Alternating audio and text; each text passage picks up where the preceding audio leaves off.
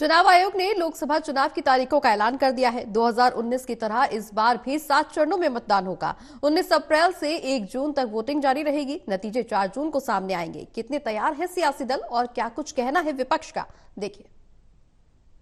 चुनाव है वो लोकतंत्र का पर्व है।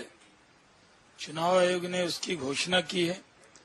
जब इस देश की डेमोक्रेसी सबसे बड़ी है और चुनाव आयोग 7 फेज में चुनाव का ऐलान उसने किया है, इसका हम सब स्वागत करते हैं और हम सब उम्मीद कर रहे हैं कि फिर एक बार मोदी सरकार बनेगी।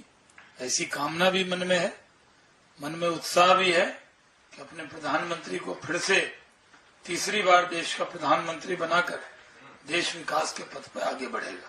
No, they announced a routine. It is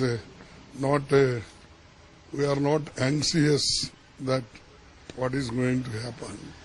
But Modi is putting 7 phases. It means that he wants to tour everywhere. In this country, I have also contested nearly 12 elections.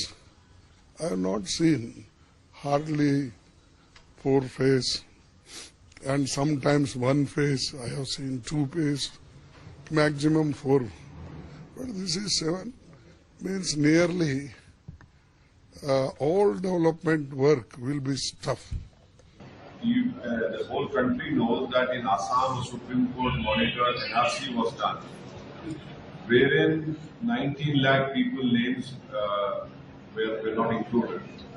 Now, in that, you have around about 1 million names of non-Muslims, wherein we feel that they can be accommodated under the new rules and the new law, and it will be discriminatory on the part of the government to exclude the Muslims. Second important point which we had mentioned, which is drafted by our lawyer, Abdullah Pasha Sahib, is that the Supreme Court has held that any allurement to conversion of religion is also a crime. Now, people who are not Muslims will be given citizenship.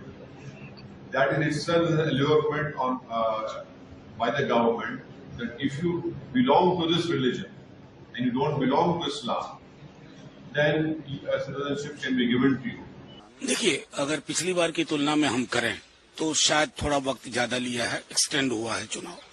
मौसम की अपनी चुनौतियां होती हैं, लेकिन एक दल के रूप में राष्ट्रीय जनता दल, आप बिहार से वाकिफ हैं, शायद ये एकमात्र दल है जो 24 घंटे 7 दिन चुनाव के लिए तैयार रहता। तो हमारी चुनौतियां उस तरह की नहीं है जो बाकी दलों की है।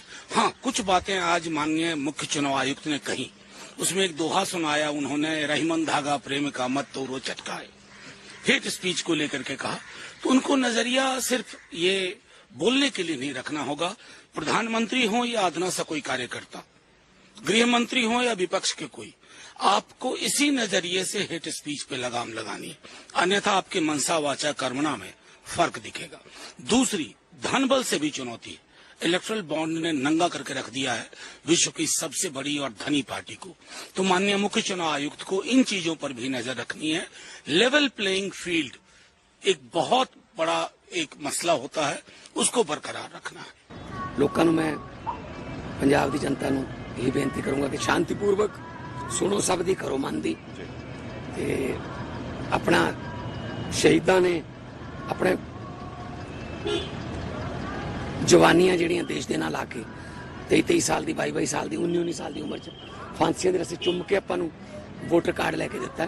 ਇਸ ਵੋਟਰ ਕਾਰਡ ਦੀ ਅਹਿਮੀਅਤ ਬਹੁਤ ਜ਼ਿਆਦਾ, ਸੋ ਇਹਨੂੰ ਅਜਾਈ ਨਾ ਗਵਾਇਓ ਜਾਂ ਉਹਨੂੰ ਛੁੱਟੀ ਦਾ ਦਿਨ ਨਾ ਸਮਝਿਓ। ਵੋਟ ਵੀ ਜ਼ਰੂਰ ਪਾਉਣ ਜਾਇਓ, ਪਰ ਆਪਣੀ ਮਰਜ਼ੀ ਮੁਤਾਬਕ ਜਿੱਥੇ ਦਿਲ ਕਰਦਾ ਹੈ, डेमोक्रेसी चुनाव का हक है, उन्हें जरूर इस्तेमाल।